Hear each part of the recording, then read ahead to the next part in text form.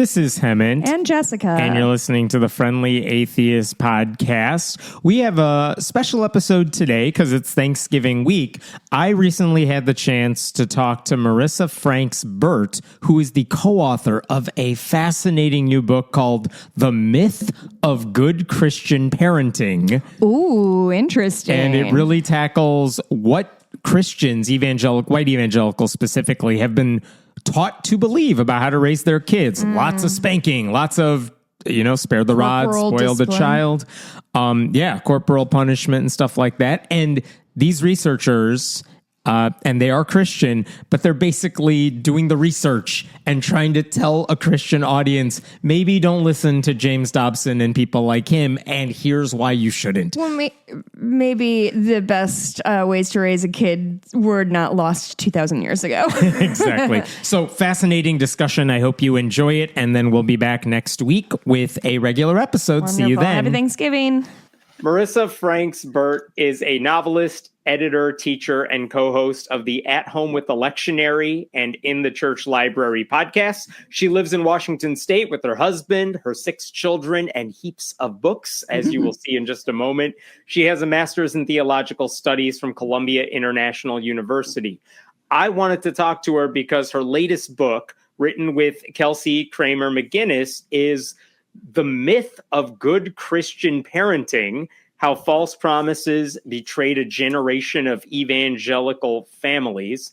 And the premise of the book is that Christian parents want to raise godly children, but many popular biblical parenting methods cause more harm than good. The stories bear that out, the research bears that out, and this book exposes how the Christian parenting industry has sold families false promises for about 5 decades now, leaving a trail of religious trauma, damaged relationships, and lost faith in its wake. You can tell why I was eager to talk about this. So Marissa, thank you so much for joining me. And can you tell people a little bit about yourself if I didn't cover it already? And then I have so many questions for you. Yeah, well, thank you so much for having me. It's great to be with you all. And wow, you summed up the thesis of the book right there. I mean, we can be done.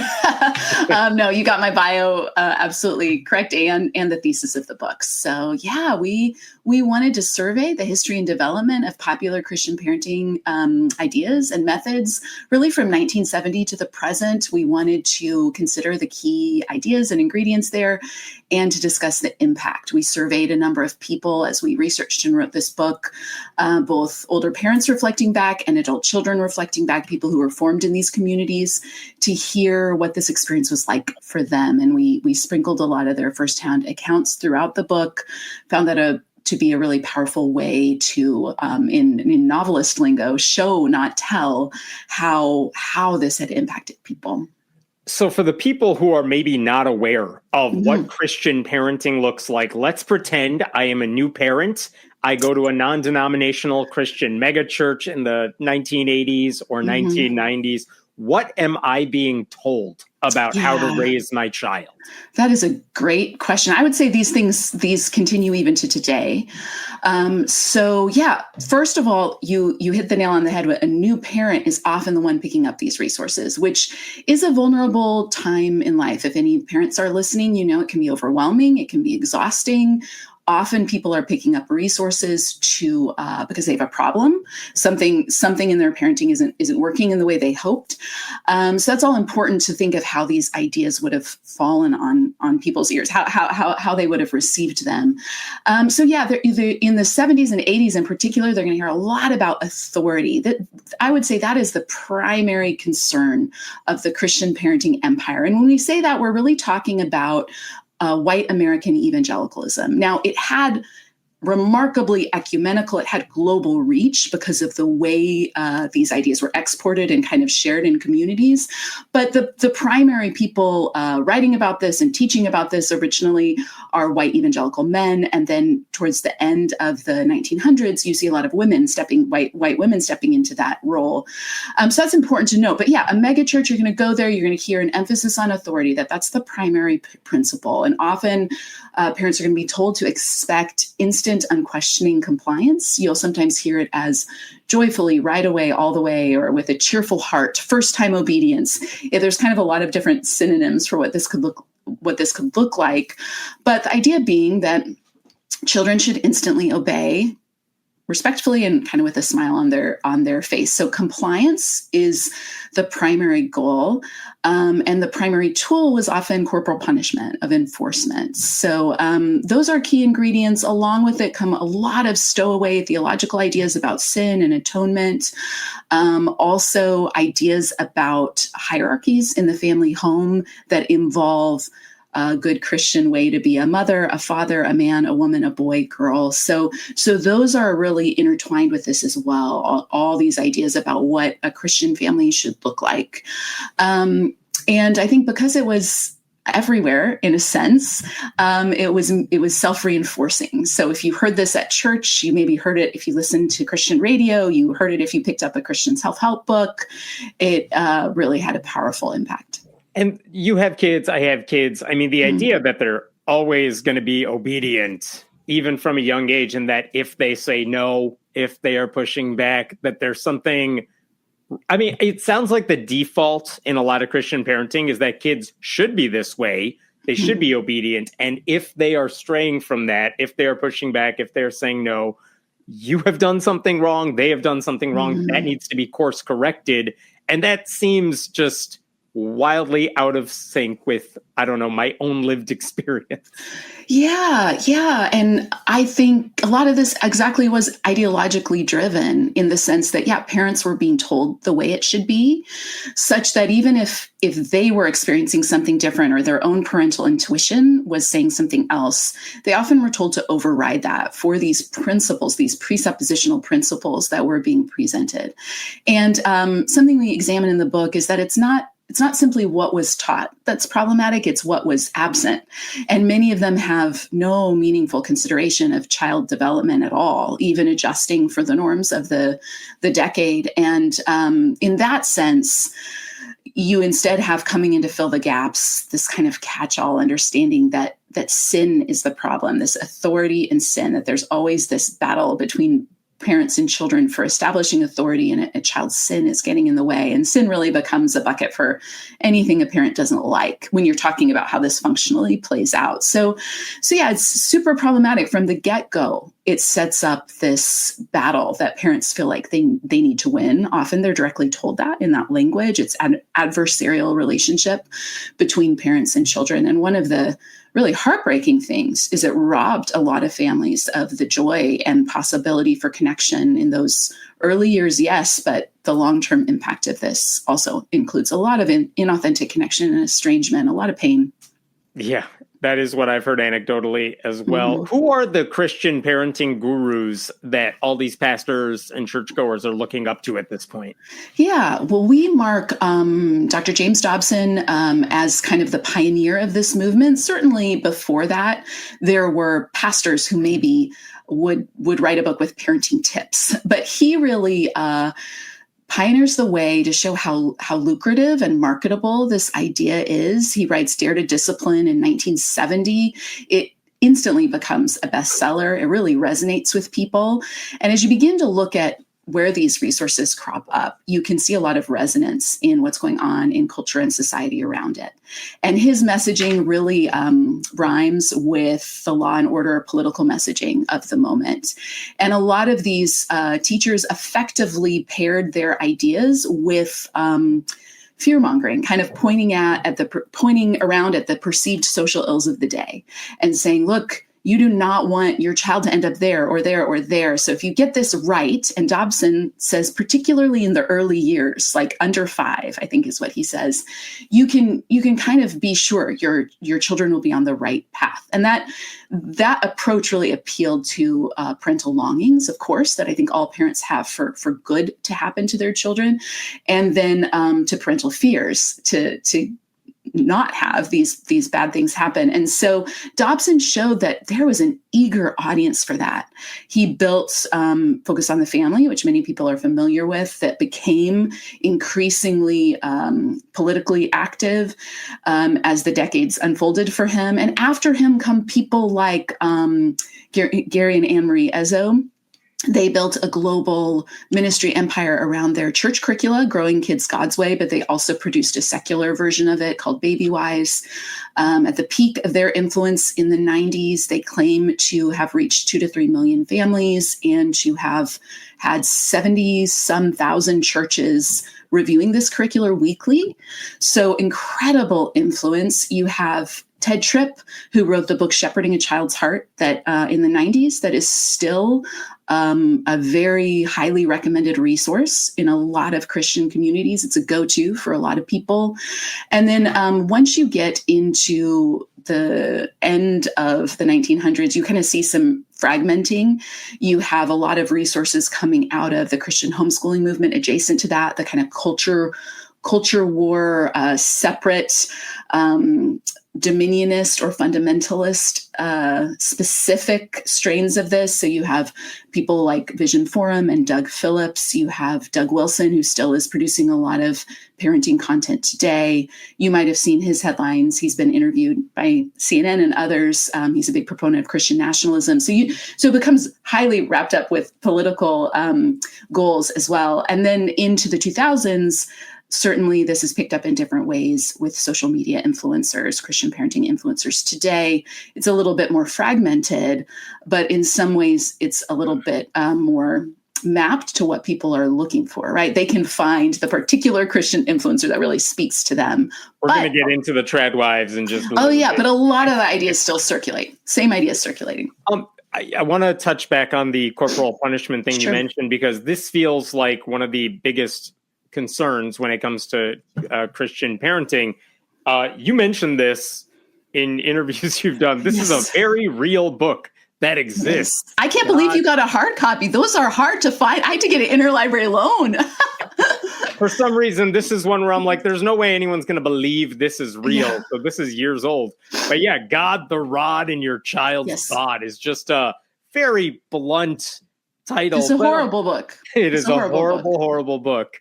That is exactly as bad as you think it is. But I'm wondering, where do all of these, Dobson, Tom Zach, who wrote that one, other people, where do they draw the line between, no, this is acceptable Christian parenting, spare the rod, spoil the child, to all of them have sections in their books about abuse? So where are they demarcating between, no, this is what good godly parents should do, and no, now you've crossed the line?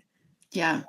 I think this is one of the biggest cases against their approach, because there is that line is totally drawn on parental intent. What a parent intends by it is what demarcates it. This is incredibly dangerous advice. It is, as a Christian myself, it is out of alignment with the teachings of Christianity, of the life and teaching of Jesus.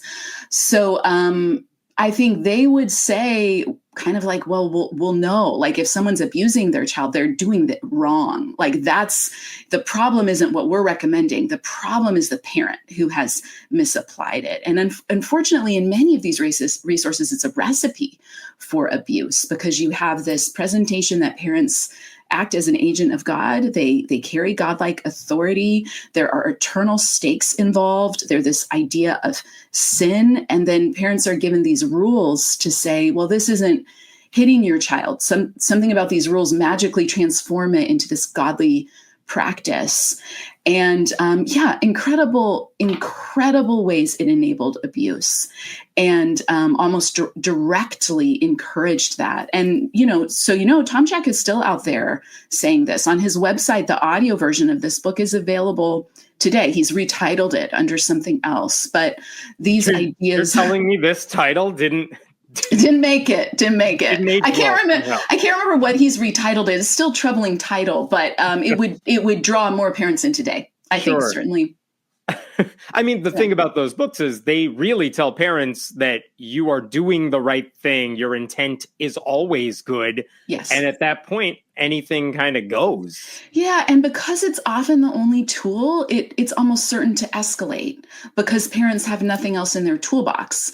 So if a child, as in Dobson's terms, if there's a strong-willed child, so a child who isn't by personality compliant, it's going to escalate. We heard from a number of adults who were diagnosed with neurodivergence of some kind late in life, and they were able to say, wow, I received a lot more spankings than maybe my neurotypical siblings because there was no way to see an individual child. It's one size fits all. So if a child isn't compliant, you are increasing this corporal punishment. So it really is a recipe for escalation. And maybe a child who has a personality to be more compliant is going to early kind of behave to avoid that. But that has long-term implications as well. I mean, really, the fruit of this is all pretty much across the board, very toxic. But you will find parents still defending this robustly, not that book, but these concepts. And that was something, Kelsey and I knew we need to address spanking because it's such a bedrock of evangelical parenting practices. I don't think I even perceived how entrenched it is. This is something parents will knee-jerk defend. Yeah, it's very troubling.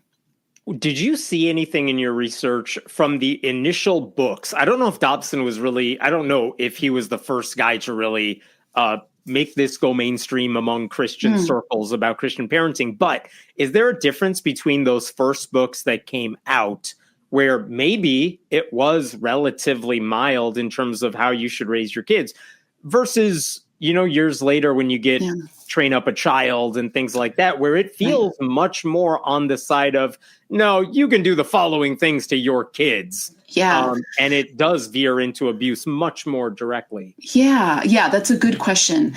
I think Dobson pioneered something new, right? Previous to this, spanking has been a piece of American culture, right? And across the board, you can look through human history and there's a majority of cultures, not every culture, but a majority of cultures, children are viewed as property. So yes, you have adults beating children as a norm. What you don't necessarily have is people praising that or saying God requires you to do that or saying there's something good and godly about it, right? There's maybe an assumption that a parent would get angry and beat their child. You see this in literature. You see this in our cartoons. You see this in a number of different ways in American culture. But in the 1970s, you have a couple of things happening. One is that there's increasingly public conversation and international conversation about human rights. And that extends to the human rights of children. And as social science and psychology is also beginning to examine and identify the harm of this in evidence-based ways, the knee-jerk response in many ways of the evangelical community to this is to be skeptical of external sources of authority like psychology and the social sciences, to see this as a threat, this discussion about the human rights of children as a threat to parental authority. And it again rhymes with the political moment, the law and order moment. There's a journalist, Jean-Marie Cusack, I think is her name, wrote a book called Crime and Punishment. And she makes a very compelling case to say when you see these spanking manuals, the books like God, the Rod in Your Child's Bod that aren't just a parenting book, they are all about spanking and only spanking crop up. That is mapping with strong law and order rhetoric and kind of like tough on crime rhetoric. So I think it really was tapping into things that were in the water in conservative political circles as well. But Dobson is the first one. Interestingly, in his first book, 1970, Dare to Discipline, what he describes is a very pragmatic, almost behaviorist conditioning, kind of like spank your child so they'll stop doing what you don't want them to do before the age of 3, 4, something like that. As he becomes more religious in his rhetoric and his later resources, you see that shift a bit. And as you see people like Gary Ezzo and Ted Tripp, who are more pastoral and almost scrupulous, they're fervent in their messaging, you see a lot more this new iteration of something that I would say is very unique to the evangelical subculture, which is it's almost a theological role play that's happening in spanking. It's presented as there are these different rules for the right way to spank. Of you get calm, you pray first, you take your child somewhere private, etc. You spank them bare bottom, you hug afterwards. There's all these rules that are offered to parents of like, this is the right way to spank. And that's new, I think, and that's unique here, and is part of why I think it's deeply embedded, because it allows parents to shuffle off a little bit of responsibility and the discomfort they may feel to be like, well, I'm doing the right thing, though. I'm doing the tough thing. Maybe I don't want to. Maybe I even feel every God-given parental intuition saying, don't do this. But because I love my child so much, I will do this thing. And as a result, that leaves them incapable to consider their own anger, that maybe they're triggered, that whatever's going on in them that is leading this to feel right to them. So there's a number of things that are unique about it. So we do mark Dobson as the first, because I think he comes up with that language that really begins to shift. And a lot of these guys will also recount incredibly abusive childhoods themselves in their teaching. So I think it is also fair to say many of them perhaps were initially trying to boundary the kind of norm of like, yeah, don't do what my parents did to me. Exactly. Like, here are some rules. Here's some rules to kind of temper this. But unfortunately, that then became this like rules that you must do. Like, you must do this. And then, in fact, it unleashed all boundaries, because if you believe you're acting under God's authority. I'm surprised they didn't go from, I suffered this as a child, and that's why I'm fully against it. Right. No, they went from, I suffered against this, but it was right on principle. Yes. That seems like a weird... Well, and many of them will speak in glowing terms. I mean, they are not naming it as abuse. Right. They are naming it as exemplary. But when you read it, you think, whew, and that I do think that's a piece of why many Christians hold on to this so tightly, because it requires a dethroning of parents to say that was wrong. Something that my parent did was wrong, and that goes against this very deeply entrenched messaging. One of the things that surprises me then is James Dobson and others are saying you have to do the following things to discipline your child, because that's the only way they're going to be raised godly. I mean, you want them to stay on this path. You want them to be miniature versions of you and the way, because you are a good Christian parent. And this, if you spank them, if you discipline them, that's going to keep them on the right track. Maybe that makes sense when the book comes out, but I'm wondering 10, 20 years down the road, those kids are older. I would suspect quite a few of them who were disciplined and spanked have now left Christianity altogether. And we are seeing the fruits of Dobson's advice not play out as he promised it would. Does that make anybody second guess any of this stuff? We hope so. I mean, that's part of what we hope to kind of lay out in this book, because yes, none of this is theoretical anymore. I think we can look back at maybe the parents of the 70s and 80s who were new Christians, new parents, wanted to do this right, were handed these resources. They're trusting, they're taking a lot of this on faith that this will play out in the way they hope. But yes, now we have pretty much 2 to 3 generations of evidence that no, the promise didn't hold. That's why we reach for the language of betrayal in our subtitle, because these promises betrayed entire families. And in this moment, there are plenty of people, parents and adult children alike, able to say, I carry deep regrets over this. Parents, they're angry, they're grieving. They some double down, yes, and defend their parenting, but there are many who carry deep regrets who are able to say, don't do this. And then, yes, there are many adult children who name and identify how destructive this was.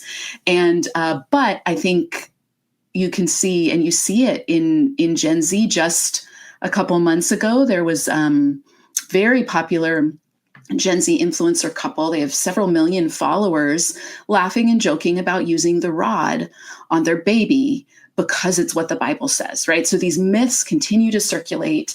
And I think people will look around at those saying trying to warn and say all the harms and say, well, they just did it wrong, right? It's user error. Always the excuse. I think who you're referring to, last summer, there was a contestant who was on The Bachelor, Maddie Pruitt. Mm-hmm. And her husband, Grant Trout. And they said on a podcast, I think, that they planned to spank their child, and it'll be, quote, hilarious when they do it. And they said they will do it on the record because the Bible clearly calls for it. Yep, those are the ones. And so, yeah, you see this, and who's to say what will happen? But we definitely have seen the pendulum swing back toward more authoritarian parenting, right? Like in Christian circles, gentle parenting is often vilified, whatever people mean by that. Even in secular circles, you see this summer also, there were headlines about FAFO, fuck around and find out parenting, so you do see parenting trends swing back and forth. And I find that really troubling. I do think there will be younger Christian voices advocating for this quite openly again because of the political moment. So you mentioned the trad wives and the social media influencers today. Let's talk about that for a second. When you're seeing, we talk about the books that were influential decades ago that led to this kind of movement. What are we seeing now with those influencers, the trad wives, the people who are like, I'm a good Christian on TikTok? What are they saying when it comes to raising children and disciplining them? Because I have seen a lot of people on TikTok with like giant Duggar like families, but I have not seen some of those people really talk about discipline. So I'm wondering if you've seen that and what they're saying about all this. Yeah. So I think that's what's so interesting about Maddie and Grant being open about it, because I think prior to this, you would see Christian parenting influencers that you kind of dodge the question, right? Or speak in coded language, because in many Christian circles, discipline equals spanking. So they would maybe talk about the importance of discipline or training, and their audiences are aware that they are talking about spanking, but they are not outrightly saying that, because rightly so, they would receive pushback. They're just saying disciplining your kids. They're just saying discipline. So, and I think you can see this when you see the response to Maddie and Grant, right? Like people outside of these circles are horrified and like, who would ever say that? They don't even have a framework for it. Is it because they're just that much in a Christian bubble that this is normal language to them, but as soon as they break out of their bubble, it's like, oh my God, everything you just said is horrific. Yeah, I think they don't. And some of this is geographic. We heard from a number of people, particularly in the South, where they are the only people in their church who don't spank, or they are under incredible pressure by their extended family or their community to spank. So some of this is a little bit geographical. It's hard to talk about this without making sweeping generalizations. So I just want to offer that disclaimer. But also these influencers are sourcing these older resources. So someone in 2025 who is recommending Ginger Hubbard's book, Don't Make Me Count to Three. I see it recommended all the time by today's Christian influencers, are recommending a 20-year-old book that Ginger wrote it based on the teachings of the spanking manuals of the 70s. She quotes them directly. She quotes them at length. So in some ways we're generations removed, but in some ways we aren't. And if we don't critically examine these teachings, something we hope to do in our book, they will continue to recycle. And I really do think it requires Christian voices to say, whoa, this is something our community has enabled. Christian teachers taught this. It was said to be Christian. Like we need to own this and identify the harms here so that people can be freed up to reject it. That's something we really hope, particularly the spanking element. Our book isn't a parenting advice book. We really want to just connect the dots here. But that is one thing we are willing to kind of be quite clear on and say, please reconsider this. You've been misled. That's what we want to say to people. You have been misled. It is creepy that they are just rehashing all the old arguments that James Dobson made, except they're like better looking on camera, and that somehow makes it more influential. Right. And you have the Instagram aesthetic is so layered because you don't even necessarily need to. You just show your life. right? Yeah. Like you show your curated life and that's attractive and people want that. And then your that's kids on camera are usually acting fine. Yeah, they're your props and there's a parasocial trust built there. So whatever that, Dobson and others are kind of proto-influencers, right? But here you have people saying, not just we're going to tell you what to do, but this is what it could look like for you. It really appeals to that aspirational longing. And it's very compelling, right? It's why influencers are very popular. Yeah. One of the things we've seen in recent years is that when it comes to certain elements of Christian teaching, like purity culture, there's been a huge pushback by Christians against, because they were the ones that were affected by it. And now they're older and they're like, it was wrong. I was traumatized, etc. And honestly, and maybe I'm wrong because I'm not in that circle, I feel like that's going out of fashion, even among when pastors talk about it, it is less using the language they used to use. But is the same thing happening when it comes to discipline at all? Or are they just using different language, but same ideas? It has the pushback on discipline. Are we going to see that sort of pushback that we saw with purity culture? Gosh, I hope so. You can find it, right? There are Christian alternatives. We know in our book, there's a Christian book that came out last year called The Flourishing Family. It's the first traditionally published Christian parenting book that overtly rejects spanking, brings in data, evidence-based data, discussing the harm, makes a theological case against it. So first one, there have been a few self-published books prior to that. You can find pockets, even going back decades, there were a few individuals who were willing. Sally and Clay Clarkson were, L.R. Nost. These are people from the early 2000s who were saying, we can be done with spanking. We don't need to do this. This isn't biblical. However, they received a ton of pushback, vigorous pushback, and they were not platformed in the same ways that some of these other voices were. However, today, this is the silver lining of something like influencer culture. You can find Christian influencers offering alternatives. The authors of The Flourishing Home and Family, they began their work because they were talking about being Christian parents against spanking on social media. So there are people doing that. However, the divide is just growing increasingly greater, as always is the case maybe in social media conversations. But I think this is part of why you have the Maddie and Grant effect too. The people are going to double down because it's been wrapped up with this idea of who is the correct biblical Christian. And for people who really resonate with that and identify with that, spanking almost becomes an identity marker. Like I'm so committed to what I perceive the Bible says that I am doing. And I'm a heretic if I don't. Exactly. Or I'm on the slippery slope, or I'm progressive, or any number of things. And I think there's a very real fear somewhere in there, like, but what if I don't, and that messes up my kid? Because the messaging is so strong that this is what God wants you to do. That spiritual authority language is so compelling for devout people or people who respect the Bible. It's really, kind of a trump card. Like if the Bible says it, I'll do it. And many of these resources will say that, like spank on faith. Like you can check your critical thinking at the door. And that's probably the scariest thing for any parent, which is, I don't want to be the one who fucks this up. Exactly. And so I'll do anything I need to do.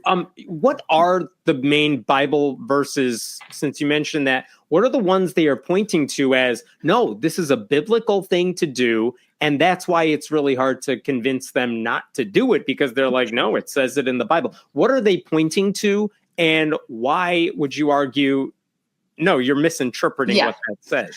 Yeah, so they will point to, it's called proof texting. They'll point to some isolated verses. And really, these are verses that have been recycled. A lot of these resources will just pull them in references. Most of them there's a handful of verses in the book. A lot of cherry picking.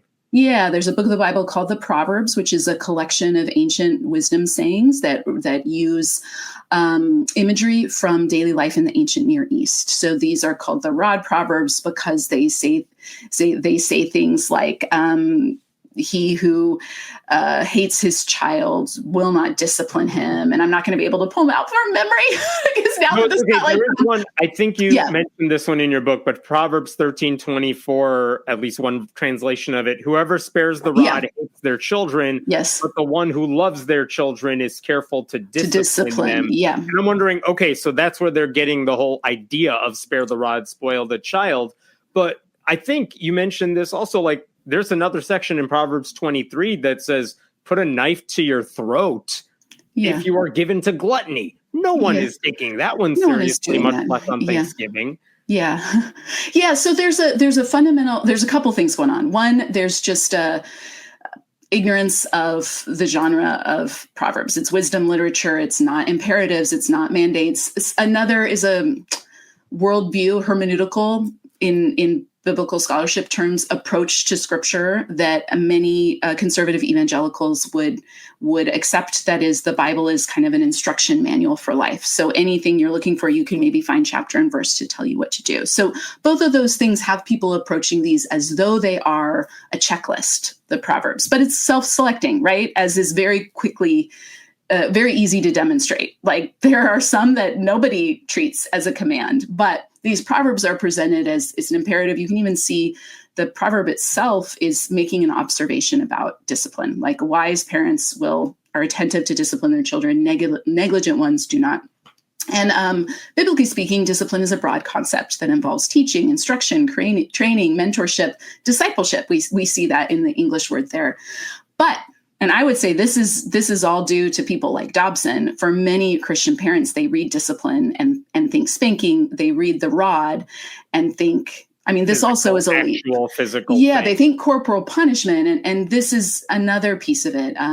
Even if someone were to read this as a literal command, I mean, the rod was a stout, thick club used really to cane young men, who this book was written to. Is written to young men in the royal court. So the idea that this is about hitting toddlers and preschoolers on their bottom, there's already a lot of interpretive leaps being made there. Right. That is an application. So I think I would encourage parents who are like, oh, but what about the rod, versus to say, take the wisdom you can find there, which is attentive parents will discipline. But the idea that this is to be literally applied in the way you've been told is not biblically supportable. And people do this with Hebrews 12:6, that 12:5-6. That's the other passage that comes up a lot. And we have, actually, if anyone's interested, I mean, I'm happy to talk more about that. But if people are interested, we did a couple downloadable one sheets addressing both of those passages in depth and why these simply aren't about spanking toddlers and preschoolers. And as with even the concepts, it's not just what's being said, but what's being missing. And I wish I could underscore how remarkable it is that almost none of these resources talk about Jesus or mention the name of Jesus to be a Christian resource, right? So it's Hebrews, by the way, that's the one to train up a child. It is one that is like talking about God's fatherly discipline, that the Lord disciplines the sons he loves. Oh, okay. And so, to train up a child is another proverb, which we can talk about. Right. And so a lot of people will look at that and say, functionally, they will say God spanks his children, so we should spank ours, which is a gross misinterpretation of that passage. However, once it cycles around, it just keeps coming up again and again.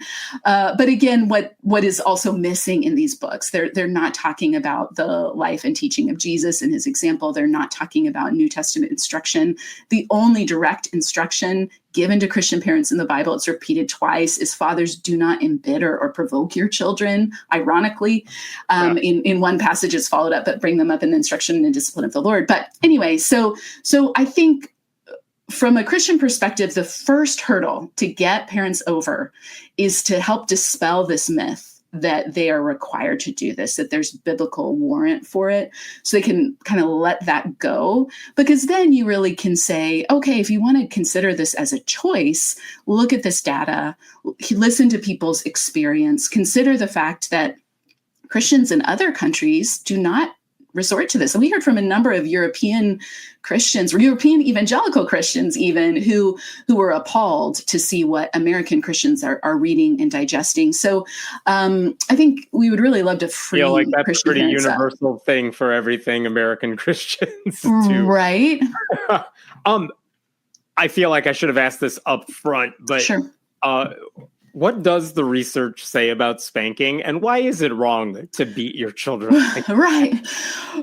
So yeah, once we get the biblical stuff right, we can really have an ethical conversation and say, is this ethical to treat another human being this way? And you'll often hear people say, well, children don't understand. Well, that invites the question: is this how we treat other people who don't understand? Like, would we say this is an acceptable way to treat an elderly person who has cognitive decline if we feel like they're in danger? Do we hit them?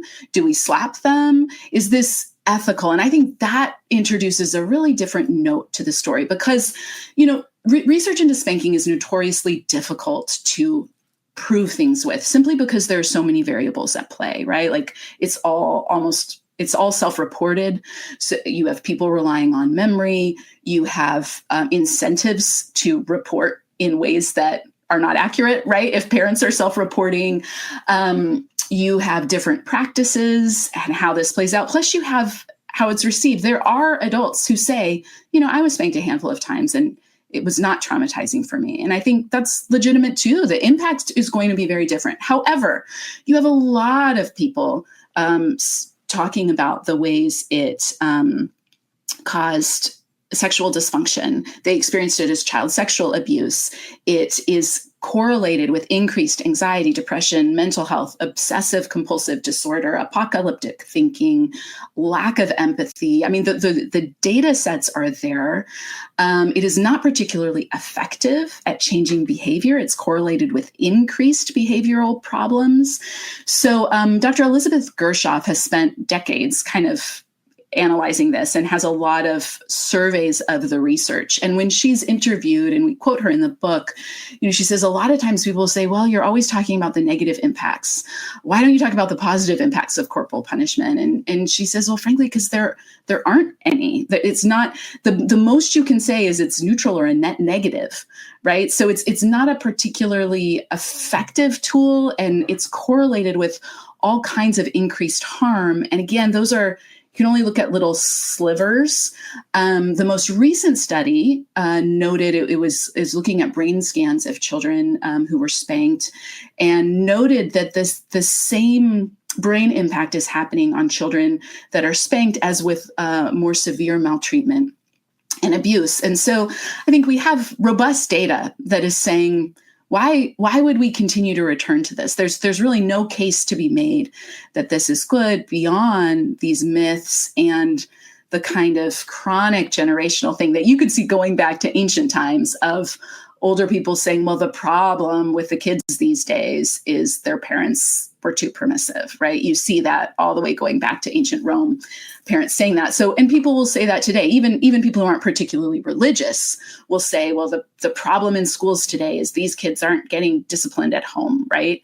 And that's another thing worth noting. Like, a lot of people think most Americans don't spank. And the last big data set we have from 2016 says the majority of American parents still do. Really? Still do.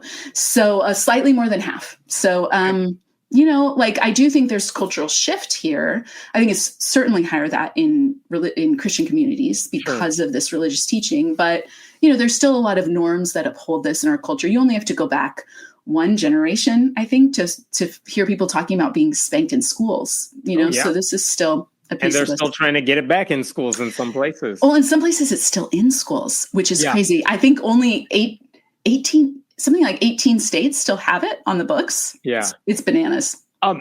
You spoke to parents who followed the Dobson rules growing up. What did they tell you when they looked back on how they raised their kids? Because how many of them regretted it? How many said, no, I was right?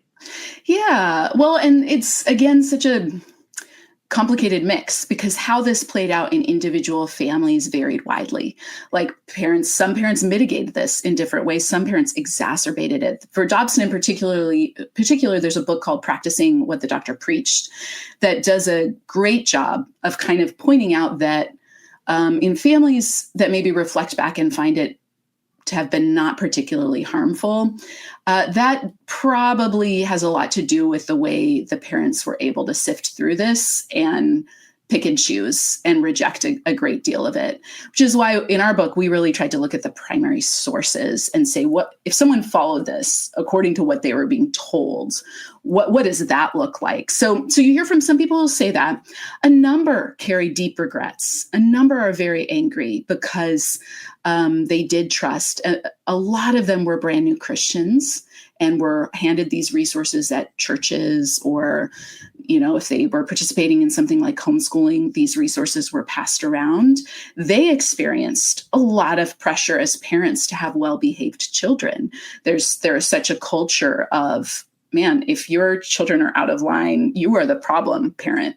You are too soft. You are failing here. They also saw how people are treated who have prodigal children or black sheep who don't fit the mold of what a good Christian child is supposed to be like. And so that is not to excuse the responsibilities parents have. They are accountable. But I think a lot of them have complicated feelings of regret and betrayal.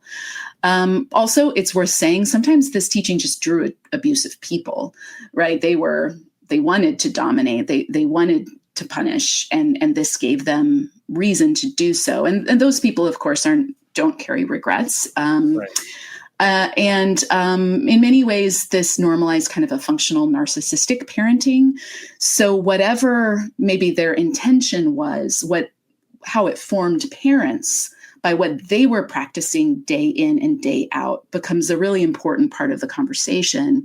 Because if you are every day expecting instant compliance from your child, if you are telling them to put on a cheerful face, a happy face, and seeing them smile, if you see any disagreement with your own view as sin, and you're doing that day in and day out, you come to expect that in adulthood, right? And so when a child does eventually differentiate or individuate, they leave their family of origin, they make a different choice, they vote for a different candidate, they marry someone their parent doesn't approve of, they leave the faith, any number of things, a parent then sees that as a defiance, an issue of defiance. There's no off-ramp from this thinking. And so we talk, and we can and should talk about how this formed children in a number of destructive ways.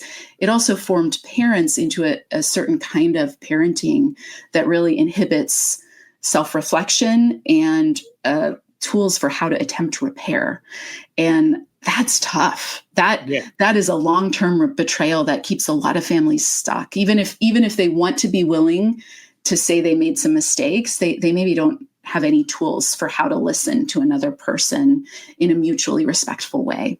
I think commenters are bringing this up, and you brought this up too, which is that if you're someone drawn to that type of punishment and now you have justification for it, like spanking by itself may or may not be a huge problem, but the type of parenting you offer mixed with that is really the issue. If you were a wonderful parent who happened to spank, we would see very different responses. Exactly. Well, and I think the additional messaging really left parents unwilling to examine their own anger, right? And the theological role plays into this here, because if that behavior a parent doesn't like is due to sin and you are in a righteous position, well, you tell yourself you're being calm if you're detached maybe, but there is a sense of like, we all know parenting is triggering, a triggered parent being like, yeah, that is what that deserves. So even a parent who maybe doesn't think of themselves as abusive, this becomes an outlet for them to kind of feel bolstered in that view. And I think it's very hard for parents of any kind to reflect, right? It's very hard, but especially if you've been told basically you're accountable to God alone in your parenting, there's a lot of self-righteousness that gets in the way of being able to kind of humbly reflect And because the messaging of this has cosmic stakes, parents are on that kind of treadmill too. Of like, if they admit they did this wrong, like there's this sense of like cosmic punishment awaiting for them. Child.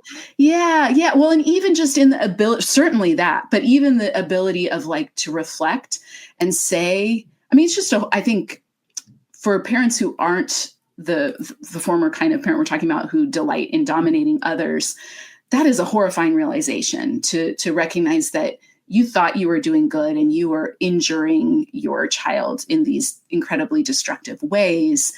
And that ties into their deep-seated beliefs about, right, this maps their view of God as primarily interested in punishment if you get things wrong. So it's complicated. There are theological beliefs that play into this in really profound ways as well. Here's a thing I did not know until I was reading your book, which is that, we talked about purity culture. Joshua Harris, I mean, famously, I guess, for people who pay attention to this stuff, he wrote about the importance of waiting till marriage, not doing anything sexual, etc. But he wrote that book when he was like 12. He wrote it when he was very, very young and did not have a lot of experience. And this is one of the things he has said in recent years. He shouldn't have written it for many reasons, but that was one of them. He didn't know what he was talking about.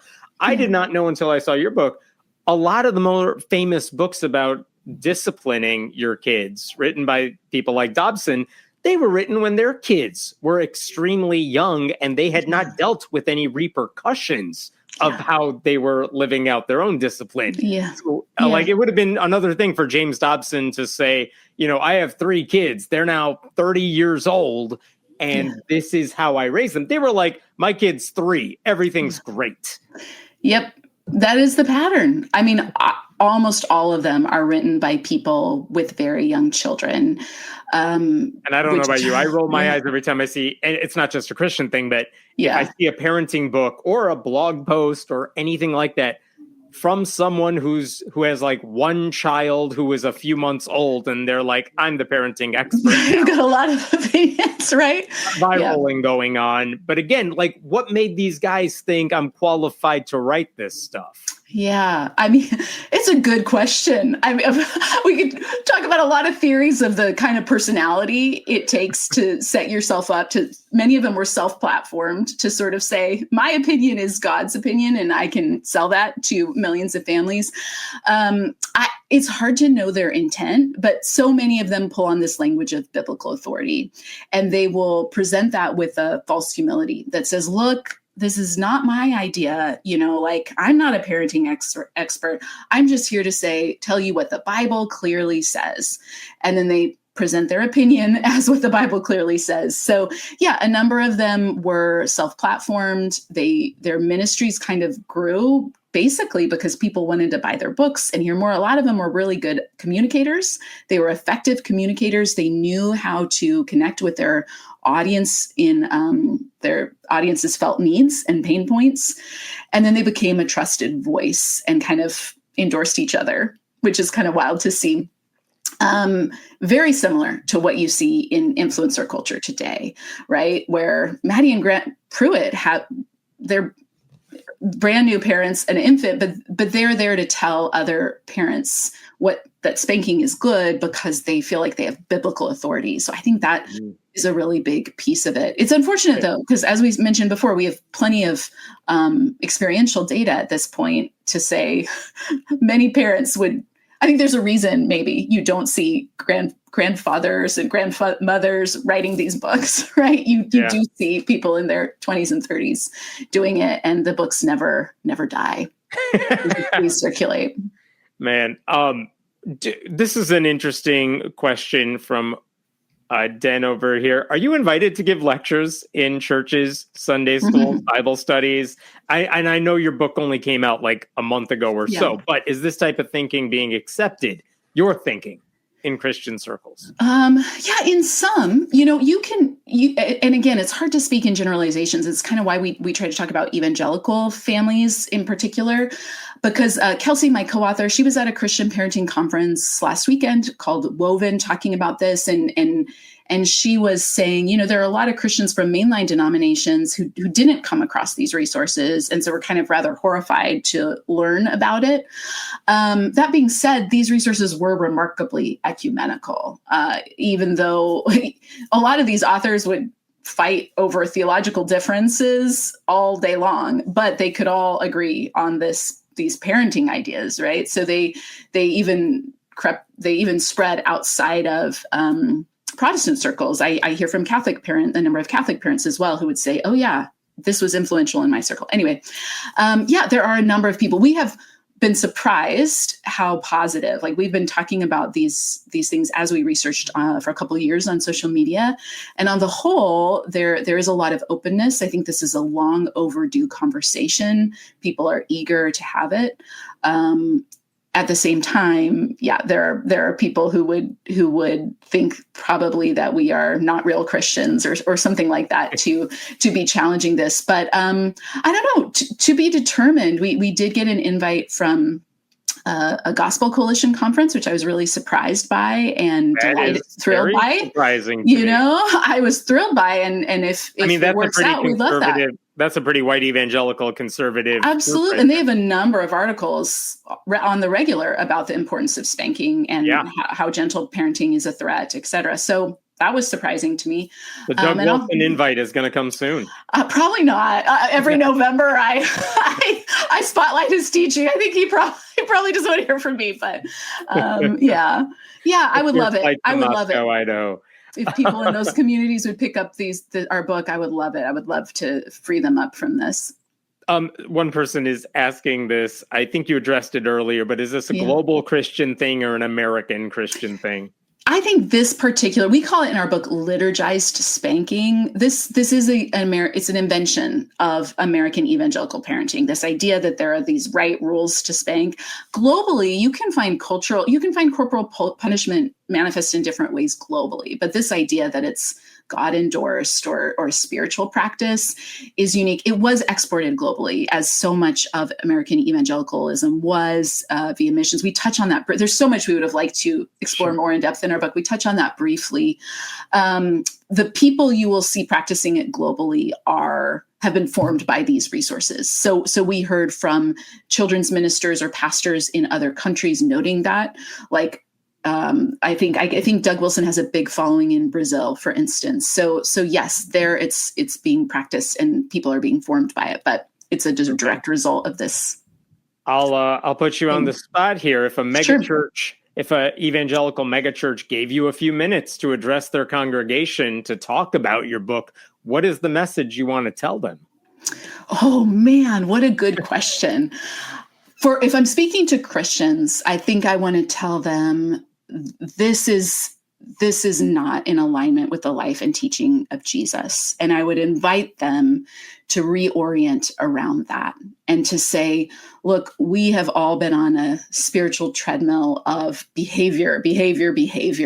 And we can get off that. We can be free of that.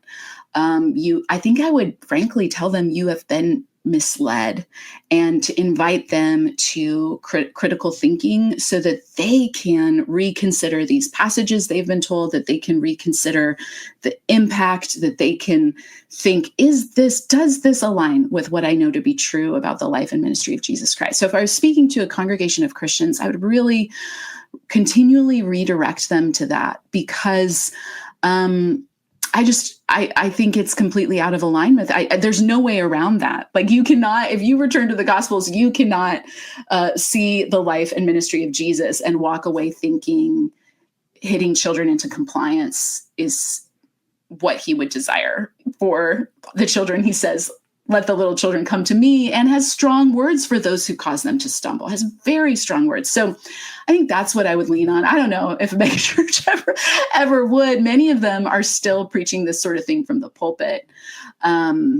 all the time people will send me clips from pastors who are still saying this sort of stuff, just kind of like, we all know this is what we need to do, or joking about spanking. There's often a lot of joking about it. So I think is that just because if they dared to say what you just said, they feel the pushback would be intense, so they're not going to address it, or they're not going to address it that way for sure? I think many of them have never considered it, right? Like it, these ideas, the central myths about authority, about hierarchy, about compliance and obedience, they are baked in to a lot of evangelical Christianity. So in many ways, examining this kind of teaching does inevitably lead to a kind of deconstruction, which for many Christians is a very scary word.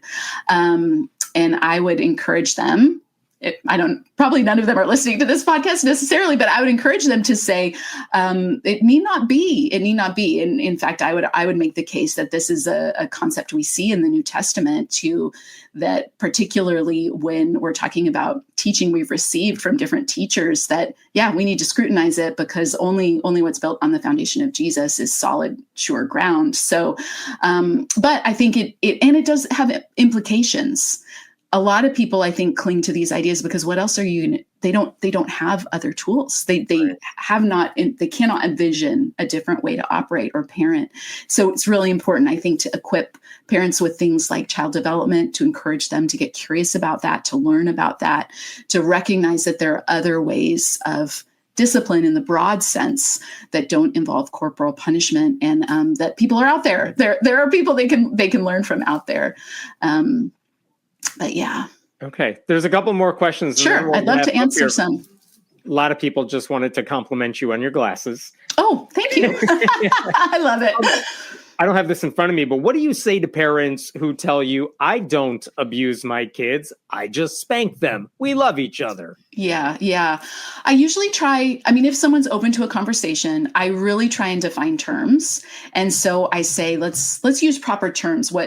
Let's talk specifically about what's happening here, which is usually a parent hitting a child with their hand or tool on their bare buttocks. That is what's happening. So, because I think when we talk about euphemisms around this, it's much easier to be like spanking, swatting, something like this, to say, nope, that is what's happening. And then I will often challenge them. What's the line for you? Where is the line that you believe spanking shifts into abuse, and who determines that?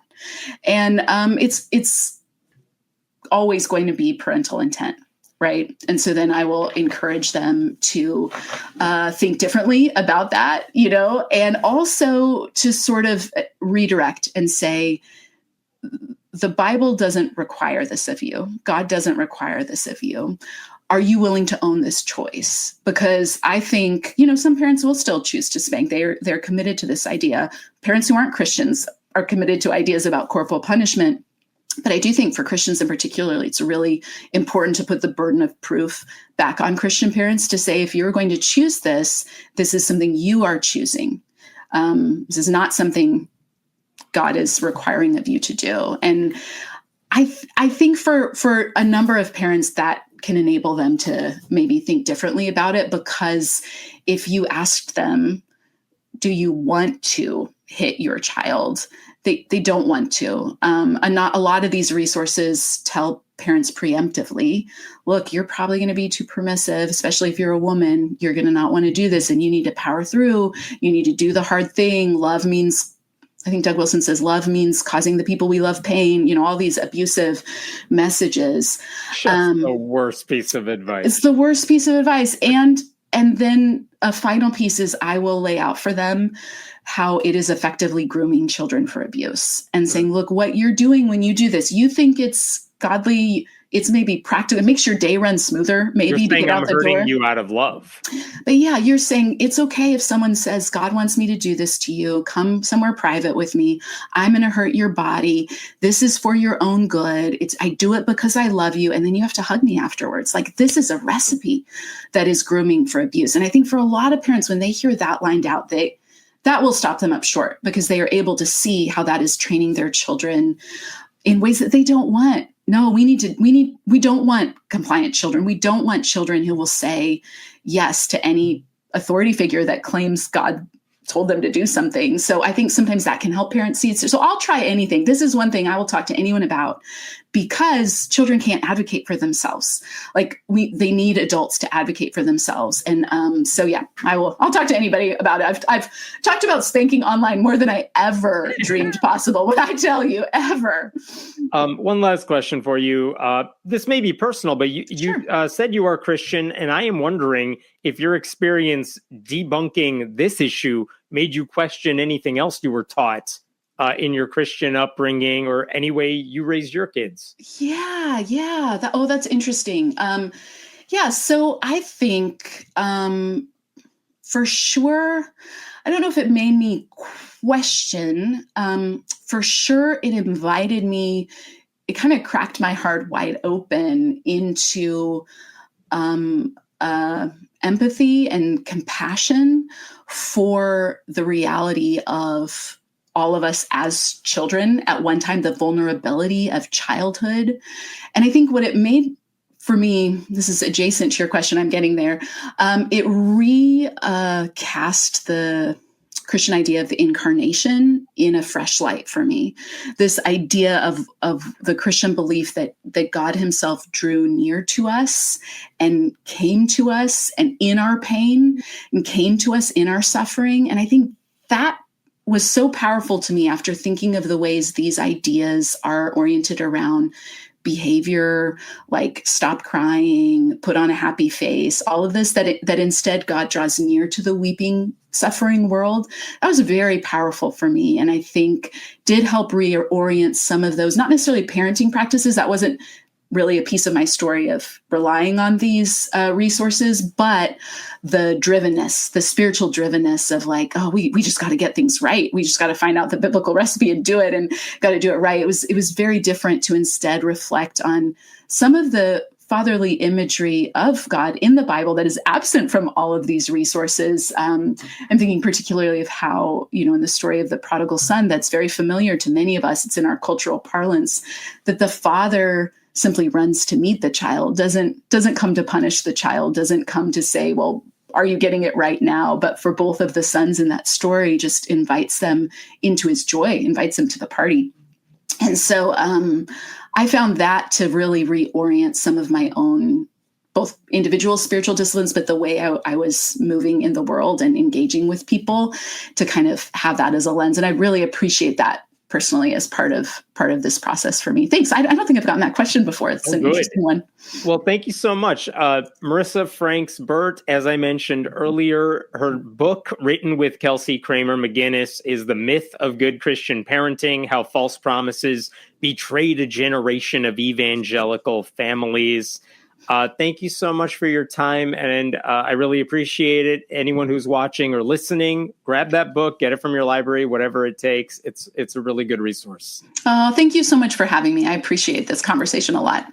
Absolutely. And thank you all for listening. We will see you soon.